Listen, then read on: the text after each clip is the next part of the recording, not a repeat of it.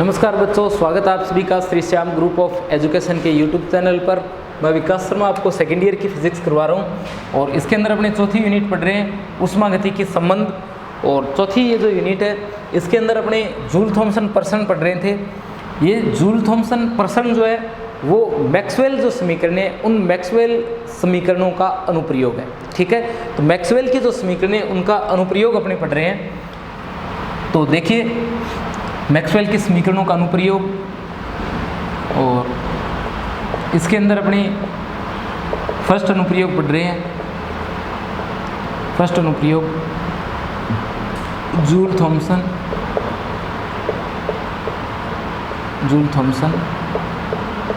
प्रसरण। ठीक है, और इसके अंदर जूल थॉमसन प्रसरण में अपने आदर्श गैस के लिए तो पढ़ चुके हैं, लिख देता हूँ। आदर्श गैस के लिए तो म्यू एच का मान कितना प्राप्त कर चुके हैं, 0 प्राप्त कर चुके हैं। अब बात करनी है अपने को वास्तविक गैस की। वास्तविक गैस के लिए म्यू एच किसके इक्वल, ये पहले तो आपको ये लिखना है del T upon del P upon H. ठीक है, del T upon del P और एच। देखो एच तो बाहर इसलिए रखा है कि ये जो जूल थॉमसन प्रसरण है इसके अंदर एंथैल्पी जो है वो क्या रखनी है, नियत रखनी है। डेल टी और डेल पी को नीचे इसलिए रखा है कि दाब में परिवर्तन करके ताप में परिवर्तन करना है, दाब को बदलना है। दाब के बदलने से ताप में क्या फ़र्क पड़ता है ये अपने कौन बताता है, ये अपने को जूल थॉमसन गुणांक म्यू एच बताता है। और वास्तविक गैसों के लिए ये फॉर्मूला आया था 1/Cp और 2A upon RT minus B के बराबर आया था। ठीक है, ये जो फॉर्मूला है ये अपने को प्राप्त हो गया था वास्तविक गैसों के लिए 1/Cp 2A upon RT minus का B। ठीक है, अब देखो इसके अंदर अपने 3 कंडीशंस पढ़नी है। फर्स्ट कंडीशन अपने इसके अंदर पढ़ेंगे कि 2A अपॉन RT क्या हो, B से बड़ा हो। और दूसरा अपने इसमें पढ़ेंगे 2A अपॉन RT जो है वो क्या हो, B से छोटा हो। और तीसरा अपने इसमें पढ़ेंगे 2A अपॉन RT जो है वो क्या हो, B के बराबर हो। ये 3 केस अपने को यहाँ पर पढ़ने हैं। तो सबसे पहले अपने जो फर्स्ट केस है इसका उसकी बात करते हैं। फर्स्ट केस क्या है, 2A upon RT greater than small b, कि ये 2A अपॉन RT जो है इसका मान क्या है, स्मॉल b से बड़ा है। अगर ऐसा है क्या है ऐसा कि 2A अपॉन RT जो है वो B से बड़ा है। अगर ऐसा यहाँ है तो क्या होगा, अगर ऐसा यहाँ है तो ये जो म्यू एच आपके पास में है, ये म्यू एच जो है इसका मान क्या प्राप्त होगा, पॉजिटिव प्राप्त होगा। कैसे प्राप्त होगा देख सकते हो आप इस समीकरण से कि 2A अपॉन RT बड़ा है और ये छोटा है, तो प्लस वाला बड़ा होगा माइनस वाला छोटा होगा, तो मान कौन सा बच जाएगा आपके पास में, जो प्लस का है वो मान आपके पास में बच जाएगा। इसका मतलब म्यू एच के किसके बराबर आएगा, पॉजिटिव के बराबर आएगा। मतलब म्यू एच जो है वो क्या है, धनात्मक है। और म्यू एच धनात्मक होने का मतलब क्या है, म्यू एच धनात्मक होने का मतलब है del T upon del P, और ये जो राशि लिखी गई है ये क्या है, पॉजिटिव है। ये राशि क्या है, पॉजिटिव है। और ये पॉजिटिव होने का मतलब क्या है, ये पॉजिटिव होने का मतलब है कि डेल पी जो लिखा गया है, ये डेल पी जो अपने इसमें लिखा हुआ है इसके अंदर अगर अपने ये राशि नेगेटिव हो, अगर ये राशि क्या हो, नेगेटिव, डी पी जो है वो क्या हो, अगर ऋणात्मक हो, डी पी जो है वो क्या हो, ऋणात्मक हो, तो अपने पास में जो डी टी आएगा वो भी कैसा आएगा, नेगेटिव लिखा है अभी, वो भी कैसा आएगा, नेगेटिव आएगा। ठीक है, ये पॉजिटिव होने का क्या मतलब है, डीपी नेगेटिव, डीपी तो नेगेटिव होगा ही क्योंकि अपने उस दाब से निम्न दाब की ओर भेज रहे हैं, दाब का मान अपने कम करते जा रहे हैं, तो डीपी का मान तो क्या आएगा, नेगेटिव आएगा। ठीक है, अंतिम में से प्रारंभिक घटा करके लिखते हैं अपने, तो ये डीपी किसके इक्वल है, नेगेटिव के इक्वल है, और डीटी भी किसके इक्वल आएगा, नेगेटिव के इक्वल आएगा। क्यों आएगा, क्योंकि ये क्या आ रहा है, पॉजिटिव आ रहा है। दोनों नेगेटिव आएंगे तभी ये पॉजिटिव आ सकता है, नेगेटिव से नेगेटिव कैंसिल और मान क्या बचेगा, पॉजिटिव बचेगा। इसका मतलब क्या होगा कि अगर जिन गैसों के लिए म्यू एच धनात्मक हो या जिनके लिए del T upon del P का मान क्या हो, पॉजिटिव हो, उन गैसों के अंदर जूल थॉमसन प्रसार अगर आप लोग करोगे तो गैस जो है उसका ताप क्या होगा, कम होगा। ठीक है, उसका ताप क्या होगा, कम होगा। यानी ये जो प्रसरण होगा इसमें ताप जो है वो क्या होगा, इस प्रसरण में ताप कम होगा। ताप कम होगा। ठीक है, ये बात ध्यान रखना आप लोग कि अगर del T upon del P positive होगा तो ये कैसे संभव है, डीपी नेगेटिव डीटी नेगेटिव तभी संभव है अगर ये नेगेटिव, ये भाग में नहीं लिखे हुए हैं, ध्यान रखना इस बात का, अलग अलग लिखा है कि अगर डीपी नेगेटिव होगा तो डीटी भी क्या होगा, नेगेटिव होगा। और अगर ये दोनों नेगेटिव होंगे तो इस पर्सन में ताप क्या हो जाएगा, कम हो जाएगा। ठीक है, अगली कंडीशन देखो, अगली कंडीशन है कि अगर ऐसा हो 2a अपॉन आर टी छोटा हो b से, ये छोटा ये बड़ा, तो म्यू एच के साथ म्यू एच ऋणात्मक, ये ऋणात्मक होने का मतलब del T upon del P जो है वो क्या होगा, नेगेटिव होगा, वो क्या होगा, नेगेटिव होगा। यानी इस प्रकार की गैसों के अगर आप लोग दाब कम करते हो, यानी डीपी जो है वो क्या हो, अगर नेगेटिव हो तो इससे डीटी का मान क्या आएगा, पॉजिटिव आएगा। ऐसा ही होगा क्योंकि अगर देखें ये पॉजिटिव ये नेगेटिव तभी ये नेगेटिव आ सकता है, ये तो नेगेटिव है ही डीपी, तो अगर डीपी नेगेटिव है तो डीटी अगर नेगेटिव होता तो ये रिजल्ट बन जाता, ये पॉजिटिव आ जाता, परंतु डीटी नेगेटिव ये पॉजिटिव होगा तभी यहाँ क्या आएगा, नेगेटिव आएगा। देखना डीपी नेगेटिव और डीटी क्या है, पॉजिटिव, अगर ये दोनों एक पॉजिटिव एक नेगेटिव होंगे तो इनका रिजल्ट जो आएगा वो क्या आएगा, नेगेटिव आएगा। ठीक है, यानी इस कंडीशन में ताप क्या होगा, अधिक होगा, क्योंकि डीटी का मान पॉजिटिव है तो प्रसरण में ताप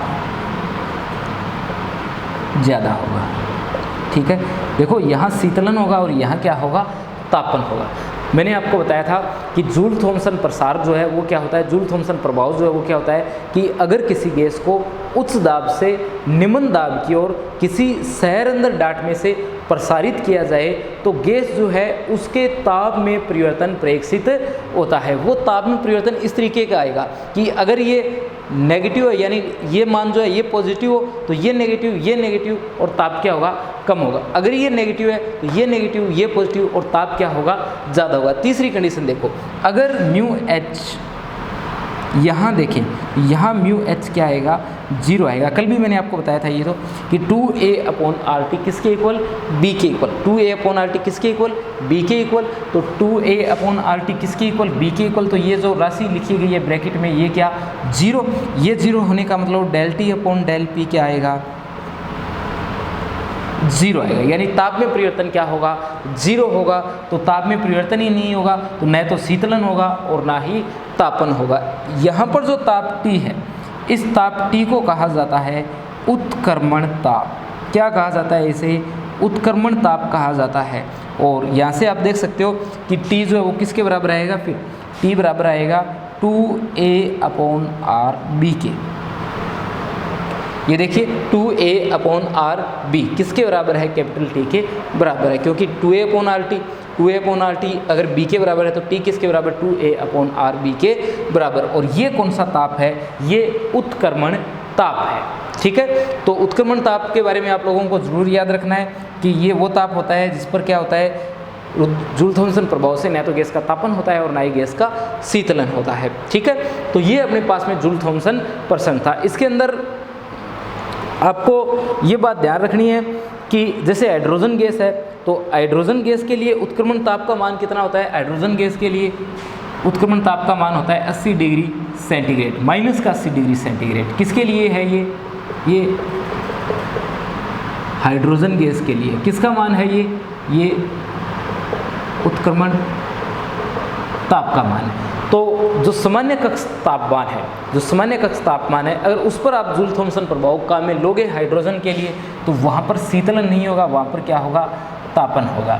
ठीक है, तो सामान्य कक्ष ताप जो है वहाँ पर शीतलन की बजाय वो क्या होगा, जूल थॉमसन प्रभाव से वहाँ पर तापन होगा। ठीक है, ये बात आपको यहाँ पर ध्यान रखनी है। और इसके अलावा ऑक्सीजन, नाइट्रोजन, कार्बन डाइऑक्साइड, ये जो गैसें हैं इनका ताप जो है, उत्क्रमण ताप जो है वो सामान्य कक्ष ताप से क्या होता है, अधिक होता है, और इसलिए जूल थॉमसन प्रभाव से इनका क्या हो जाता है, शीतलन हो जाता है।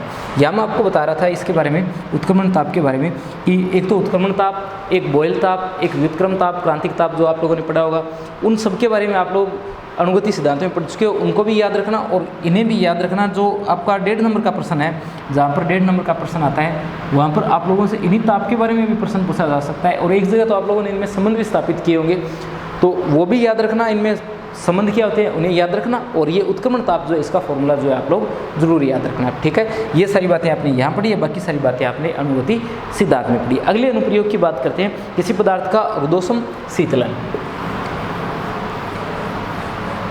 देखिए आगे अनुप्रयोग ये है, दूसरा अनुप्रयोग इसका, ये जो अपने पढ़ रहे हैं ना चौथी यूनिट ऊष्मागतिक संबंध, इसके बारे में आपको आपने जो बुक ले रखी होगी उसमें मिल जाएगा, या तो जो मैंने आपको बुक बताई है उसमें होगा ये अनुगति सिद्धांत और ऊष्मागतिकी में आपको सीधा मिल जाएगा ये। और अगर कोई दूसरी बुक है तो उसमें मैक्सवेल के अनुप्रयोग मिल जाते हैं लगभग, तो उनमें देख लेना, जो भी बुक आपके पास में मैक्सवेल समीकरण के अनुप्रयोग जो है वहाँ पर आपको ये टॉपिक मिल जाएंगे। तो नया टॉपिक है अपना किसी पदार्थ का रुदोष्म प्रसार में शीतलन। दूसरा अनुप्रयोग है ये, किसी पदार्थ का रुदोष्म प्रसार में शीतलन। ठीक है, तो देखिए किसी गैस का रुदोष्म प्रसार में शीतलन करना हो तो अपने कैसे करेंगे। एक तो ध्यान रखोगे कि रुदोष्म प्रक्रम जो होता है, रुदोष्म प्रक्रम में एंट्रोपी क्या रहती है, एंट्रोपी एस नियत रहती है। ठीक है, ये तो आपको पता ही है कि जो रुदोष्म प्रक्रम होता है उसमें एंट्रोपी जो है वो अपनी क्या रहती है, नियत रहती है। अपने मैक्सवेल की समीकरण काम में लेंगे, और यहाँ जो समीकरण अपने काम में ले रहे हैं वो है मैक्सवेल की प्रथम समीकरण, मैक्सवेल की प्रथम समीकरण से। मैक्सवेल की 4 समीकरणें हैं, और ये मैं आपको बता चुका हूँ कि जो फर्स्ट समीकरण है और जो लास्ट समीकरण है, केवल वो 2 समीकरण जो है वो किस में है, माइनस में, बाकी बीच की दोनों समीकरणें तीसरी और दूसरी किस में है, प्लस में। तो आपको याद रखना था एस और उसके बाद में टी आता है, और इस साइड अगर देखें तो लगातार क्या आता है, वी आता है। तो ये वी इस साइड और ये एस जो है क्या आएगा इस साइड। देखना यहाँ एस यहाँ वी, ये एस ये वी जो है अंदर आ जाए और ये एस यहाँ आ जाए, यानी एक बार तो इस साइड वाले का अवकलन करना है वी के सापेक्ष एस को कांस्टेंट, फिर इसका उल्टा एस के सापेक्ष और वी को क्या रखना है, आपको कांस्टेंट रखना है। ठीक है, एक बार वी आएगा और दूसरी बार अंदर एस आएगा, और ऊपर देखेंगे तो टी और पी आएंगे। क्या आएंगे, टी और पी आएंगे। देखो एस उसके बाद में टी आता है तो अपने यहाँ क्या आएगा, टी आएगा, और वी और फिर पी और पी आते हैं। बिल्कुल लास्ट वाला ऊपर लिखा था तो यहाँ क्या आएगा, डेल पी आएगा। जैसे भी आप लोग याद रखो ये मैक्सवेल की प्रथम समीकरण है। ठीक है, कौन सी समीकरण है, ये मैक्सवेल की प्रथम समीकरण है। इस मैक्सवेल की प्रथम समीकरण को अपने थोड़ा सा सोल्व करते हैं और अपने लिखते हैं इसे del T upon del V S, और ऊपर और नीचे मल्टीप्लाई करता हूँ मैं इसे टी से, ऊपर और नीचे मल्टीप्लाई कर रहा हूँ मैं इसे टी से, और इसे लिख देता हूँ del T upon del V और एस बराबर माइनस का टी डेल पी और टी डेल एस और वी। ऊष्मागतिकी का जो द्वितीय नियम है, ऊष्मागतिकी का द्वितीय नियम आप लोग जानते हो, उसके अंदर आपने देखा था डेल क्यू किसके बराबर होता है, टी डेल एस के बराबर होता है। ये आप लोग पढ़ चुके हो। तो ये समीकरण देखिए क्या बनेगी, ये समीकरण बन जाती है del T upon del V और S, del T upon del V और एस, और किसके इक्वल, माइनस के टी और del P upon del Q के इक्वल बन जाती है। यानी ये समीकरण किसके इक्वल आ गई, माइनस का P del P upon del Q. ठीक है, अब अपने क्या करते हैं कि अपने एक साइड जो राशि लिखी गई है उसे ऐसी राशि के रूप में लिखते हैं जो प्रेक्षण योग्य हो। प्रेक्षण योग्य जो राशि होती है उसके रूप में अपने क्या कर लेते हैं, इसे बदल लेते हैं। यानी ये जो राशि लिखी गई इसे प्रेक्षण योग्य राशि में बदल लेते हैं। अपने लिखते हैं del T upon del V S equal minus का टी, एस इक्वल माइनस का टी, और del P upon del T लिखता हूँ, del P upon del T, और इसे लिख देता हूँ del T upon del Q. ठीक है, यानी ऊपर और नीचे अपने किससे मल्टीप्लाई कर दिया है, डेल टी जो है उससे अपने इसे ऊपर और नीचे मल्टीप्लाई कर दिया है। तो अब आगे आप लोग देख सकते हो, दोनों के बाहर v लिखना भी, दोनों के बाहर v आएगा। तो अपने क्या कर दिया, ये जो राशि है अवकलन की प्रॉपर्टी होती है, श्रृंखलन का जो गुण होता है आंशिक अवकलन या अवकलन का, उस श्रृंखलन के गुण को यहाँ पर काम में लिया गया है। डेल टी से ऊपर और नीचे मल्टीप्लाई करके आप लोग इसे इस प्रकार से लिख सकते हो। अपने आगे बढ़ते हैं और इसे देखिए क्या लिख सकते हैं। ये जो लाइन लिखी गई है मैं इसके बारे में बात कर रहा हूँ। ऐसा तो आपने पढ़ा होगा,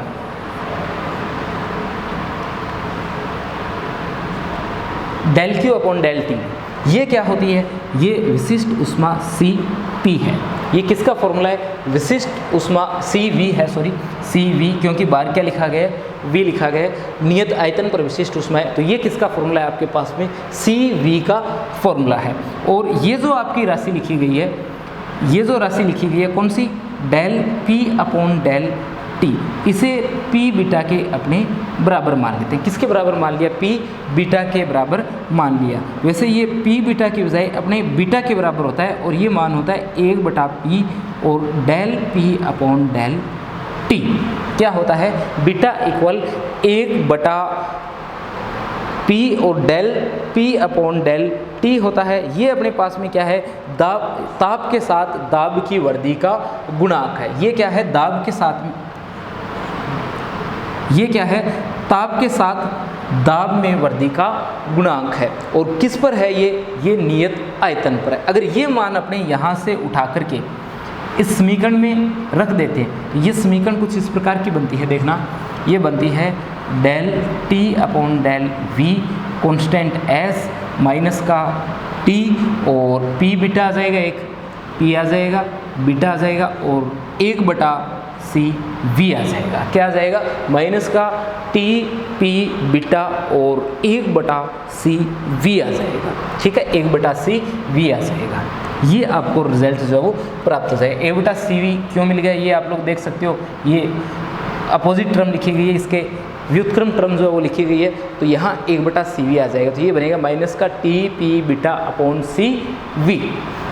ये जो मान है इस राशि के अंदर, ये जो इसकी राइट हैंड साइड है, ये जो राइट हैंड साइड है, इसकी राइट हैंड साइड के अंदर जितने मान लिखे गए हैं वो सामान्य परिस्थितियों में क्या होते हैं, पॉजिटिव होते हैं। जितनी भी राशियां राइट हैंड साइड में लिखी गई है वो सामान्य परिस्थितियों में क्या होती है, पॉजिटिव होती है। अगर वो सामान्य कंडीशन में पॉजिटिव होती है तो del T upon del V जो है इसका मान क्या प्राप्त हो जाएगा, आपको हमेशा नेगेटिव प्राप्त होगा। सामान्य कंडीशन में ये जो सारी राशियाँ लिखी गई है इनका मान क्या होता है, पॉजिटिव होता है। अगर इनका मान पॉजिटिव होता है तो del T upon del V S ये क्या प्राप्त होगा, आपको हमेशा नेगेटिव प्राप्त होगा। कैसा प्राप्त होगा, नेगेटिव प्राप्त होगा। इसका मतलब ये हुआ कि रुद्धोष्म प्रक्रम में आयतन को बढ़ाने पर ताप जो है उसमें क्या होती है, कमी होती है। यदि अपने आयतन को बढ़ा देते हैं तो ताप में क्या होती है, कमी होती है। और इससे आप देख सकते हो कि रुद्धोष्म प्रसार में किसी भी पदार्थ का क्या होता है, शीतलन होता है। किसी भी पदार्थ का यहाँ पर क्या होता है, शीतलन होता है। देखिए एक पॉजिटिव तो एक नेगेटिव, ये मैंने आपको बताया, तभी तो यहाँ पर क्या आएगा, नेगेटिव आएगा। ये दाब इसको आयतन को बढ़ा रहे हो तो डेल टी जो है वो नेगेटिव आएगा। ये नीचे वाला पॉजिटिव, ऊपर वाला क्या होगा, नेगेटिव। ऊपर वाला नेगेटिव तो टोटल रिजल्ट नेगेटिव। इसका मतलब किसी पदार्थ का रुद्धोष्म प्रसार में क्या होता है, शीतलन होता है। तो ये भी क्या है, मैक्सवेल के समीकरण का एक अनुप्रयोग है। अपने लास्ट अनुप्रयोग देखते हैं, इसका तीसरा अनुप्रयोग देखिए। तीसरा अनुप्रयोग इसका क्या है,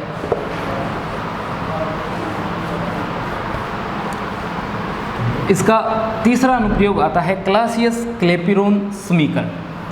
जो मैक्सवेल की समीकरण है इनका तीसरा अनुप्रयोग जो अपने पढ़ने वाले हैं वो है क्लासियस क्लेपिरोन समीकरण। देखिए आगे, मैक्सवेल की समीकरणों का तीसरा अनुप्रयोग वो है क्लासियस क्लेपिरोन समीकरण। क्लासियस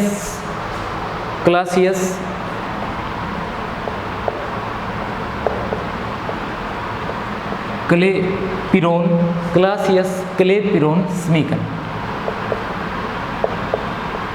क्लासियस क्लेपिरोन समीकरण। ये अपने पास में क्या है, जो मैक्सवेल की समीकरण है उन मैक्सवेल के समीकरणों का एक अनुप्रयोग है। देखिए क्लासियस क्लैपेरॉन की गुप्त ऊष्मा समीकरण जो अपने व्युत्पन्न करने वाले हैं वो क्या होती है। इसके अंदर सबसे पहली बात तो आप लोग काम में लोगे मैक्सवेल की समीकरण का दूसरा संबंध या द्वितीय मैक्सवेल समीकरण, यानी यहाँ आपको क्या करना है, मैक्सवेल समीकरण को काम में लेना है। और मैक्सवेल की कौन सी समीकरण आप लोग यहाँ पर काम में लोगे, तो वो काम में लोगे मैक्सवेल की द्वितीय समीकरण। मैक्सवेल की कौन सी समीकरण काम में आती है, यहाँ द्वितीय समीकरण काम में आती है। द्वितीय समीकरण मैंने आपको बताया है कि द्वितीय समीकरण अगर आपको काम में लेनी है तो एक तो आप ये ध्यान रखोगे कि दूसरी और तीसरी समीकरण जो है वो किस में आती है, पॉजिटिव में आती है। तो ये बनेगी, देखो क्या बनेगी, पहले तो यहाँ देखेंगे S और उसके बाद में T आता है, दूसरी साइड V और V आता है, तो यहाँ V आएगा और यहाँ क्या आएगा, T आएगा। तो पहला काम तो आपको यही करना है कि आप लोग इसमें V और T को रख दो, फिर S और P को रख दो। किसको रख दोगे, S को और P को रख दोगे, ठीक है। तो डेल S और यहाँ क्या आ जाएगा, डेल P आ जाएगा। तो ये अपने पास में क्या है, मैक्सवेल की द्वितीय समीकरण है। मैक्सवेल की द्वितीय समीकरण को अपने क्या करते हैं, थोड़ा एडजस्ट करते हैं। इस समीकरण को दोनों साइड T से मल्टीप्लाई कर देते हैं। दोनों साइड क्या कर दिया, T से मल्टीप्लाई कर दिया। दोनों साइड अपने किससे मल्टीप्लाई कर दिया, इसे T से मल्टीप्लाई कर दिए। अब अगर अपने इसे दोनों साइड T से मल्टीप्लाई कर देंगे तो ये मैंने आपको पहले ही बताया था, पीछे भी अपने किया था कि ऊष्मागतिकी के द्वितीय नियम से T डेल S को क्या लिख सकते हैं, डेल Q लिख सकते हैं। जो T डेल S है इसे क्या लिख सकते हो आप लोग, T डेल S को लिख सकते हो डेल Q। अगर इसे डेल Q आप लोग लिख देते हो तो ये बनता है del Q upon del V, और T यहाँ पर क्या है, कांस्टेंट, और ये बनता है T del P upon del T और V।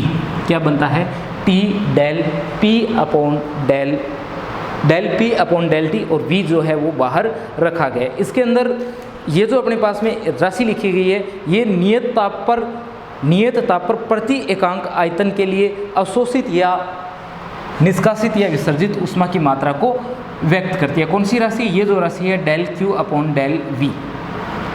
Del Q upon del V जो है वो क्या करती है, नियत ताप पर, क्योंकि यहाँ T बाहर लिखा गया है तो ये क्या है, नियत ताप पर है। और प्रति एकांक आयतन के लिए अवशोषित या उत्सर्जित या विसर्जित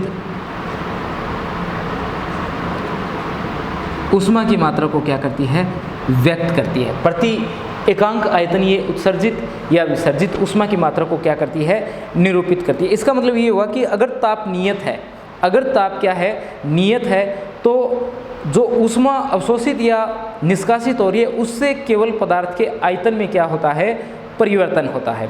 उससे पदार्थ के आयतन में क्या होता है, परिवर्तन होता है। और ताप अगर नियत है तो ये जो परिवर्तन अपने कर रहे हैं तो ये परिवर्तन किस में होता है, ये गुप्त ऊष्मा के रूप में होता है। तो अपने गुप्त ऊष्मा की यहाँ बात करनी पड़ेगी, यहाँ अपने आगे जो है वो किसकी बात करनी पड़ेगी, गुप्त ऊष्मा की बात करनी पड़ेगी। और गुप्त ऊष्मा डेल Q जो है वो किसके इक्वल होगा, mL के इक्वल हो जाएगा। फिर किसके इक्वल हो जाएगा, mL के इक्वल हो जाएगा। और mL देखिए डेल Q जो है वो किसके इक्वल हो जाता है, mL के इक्वल हो जाता है। ऐसा आपने पहले भी पढ़ चुके हैं। कहाँ पढ़े थे हम लोगों ने, जो ऊष्मागतिकी का प्रथम नियम पढ़ा था, और जो ऊष्मागतिकी के प्रथम नियम के जो अनुप्रयोग पढ़े थे उसमें कवथन और गलन प्रक्रम पढ़े थे। जहाँ भी अवस्था में परिवर्तन होता है तो अवस्था के परिवर्तन के समय अपने कौन सी ऊष्मा काम में आती है, उसमें अपने काम में आती है गुप्त ऊष्मा। कौन सी ऊष्मा, गुप्त ऊष्मा। ये m द्रव्यमान के लिए लिखी गई है। और अगर एकांक आयतन की बात की जाए, किसकी बात की जाए, एकांक आयतन की बात की जाए, तो डेल Q जो है उसका मान कितना आ जाएगा, कैपिटल L आ जाएगा, ठीक है। और इससे आयतन में जो परिवर्तन है वो मान लेते हैं कितने से कितना होता है, आयतन में परिवर्तन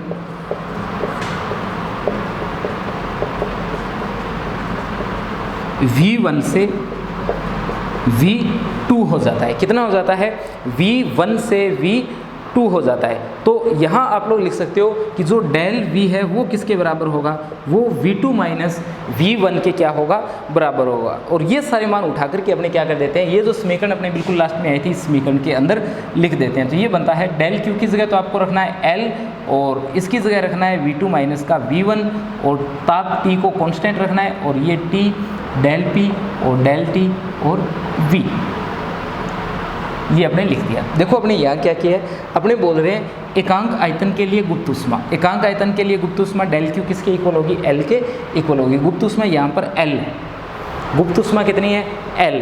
अवशोषित या उत्सर्जित ऊष्मा जो है उसकी मात्रा जो है वो कितनी है, डेल Q है, वो किसके बराबर होती है, M L के बराबर होती है। परंतु एकांक आयतन के लिए डेल Q किसके बराबर है, L के बराबर है।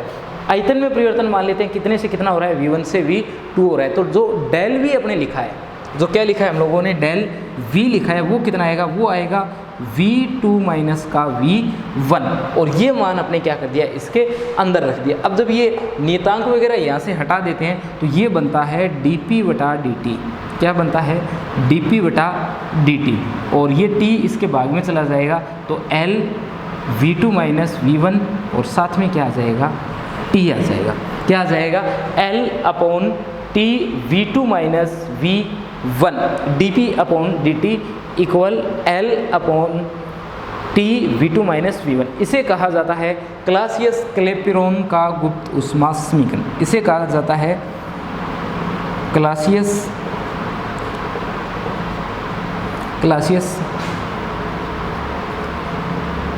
क्लेपिरोन का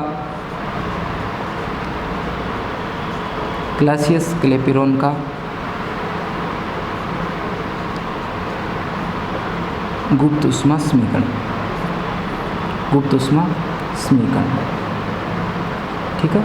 तो क्लासियस क्लेपिरोन की गुप्त ऊष्मा समीकरण जो है वो कौन सी होती है, ये होती है dP upon dt equal L upon T V2 minus का V1।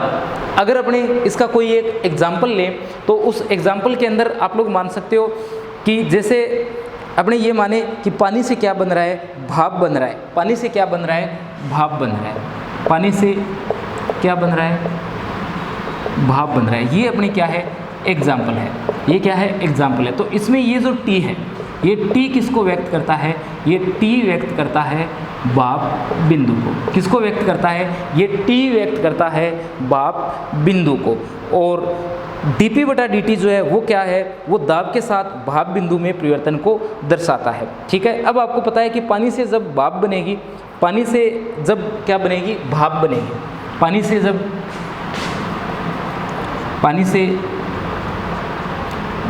भाप बनेगी तो आयतन में क्या होगी, आयतन में क्या होगी, वृद्धि होगी, आयतन में क्या होगी, वृद्धि होगी। और आयतन में वृद्धि होने का मतलब dP अपॉन dt का मान क्या होगा, धनात्मक होगा, ठीक है। ये बात ध्यान रखना कि जब पानी से भाप बनती है तो आयतन में क्या हो जाती है, वृद्धि हो जाती है, और dP अपॉन dt जो है उसका मान अपने को क्या प्राप्त होगा, धनात्मक प्राप्त होगा, और उसका मान जो है वो धनात्मक प्राप्त होगा। और इसका मतलब होगा कि अगर अपने क्या कर दें, दाब बढ़ा दें, अगर अपने क्या कर दें, दाब बढ़ा दें, तो जो भाप बिंदु है उस भाप बिंदु का मान क्या हो जाता है, बढ़ जाता है, ठीक है। ये बात ध्यान रखना है यहाँ कि अगर पानी से क्या बन रहा है, भाप बन रही है, तो इस अवस्था में आयतन में क्या हो जाती है, वृद्धि हो जाती है। और आयतन में वृद्धि होने का मतलब क्या होगा, dP बटा dt जो है वो क्या होगा, धनात्मक होगा, और धनात्मक होने का मतलब क्या हुआ, भाप बिंदु जो है उसका मान यहाँ पर क्या हो गया है, बढ़ गया है, ठीक है। इसी तरीके से जब बर्फ़ पानी में बदलती है, बर्फ़ किस में बदलती है, पानी में बदलती है, बर्फ़ किस में बदलती है, पानी में बदलती है, यानी बर्फ़ किस में बदल रही है, पानी में बदल रही है। तो यहाँ आयतन क्या होता है, यहाँ आयतन कम होता है, यहाँ आयतन क्या होता है, कम होता है। आयतन कम होने का मतलब है dP बटा dt जो है उसका मान आपको कैसा प्राप्त होगा, नेगेटिव प्राप्त होगा।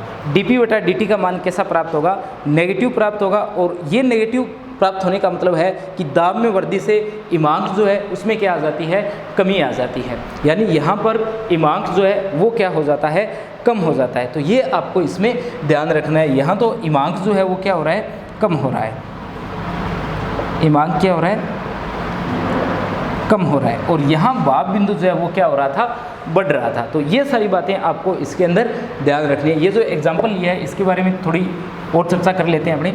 जैसे ये आपको समीकरण जो है वो प्राप्त हुई है और इसके अंदर अपने 2 एग्जाम्पल देखे हैं। इस समीकरण को अपने क्या बोल रहे हैं, क्लासियस क्लैपेरॉन समीकरण बोल रहे हैं। और एक तो एग्जाम्पल लिया है पानी से भाप बनने का, टी किसे व्यक्त कर रहा है, भाप बिंदु को। और ये देख सकते हो dp dt धनात्मक तो भाप बिंदु बढ़ गया और यहाँ dp/dt नेगेटिव तो हिमांक जो है वो क्या हो जाता है,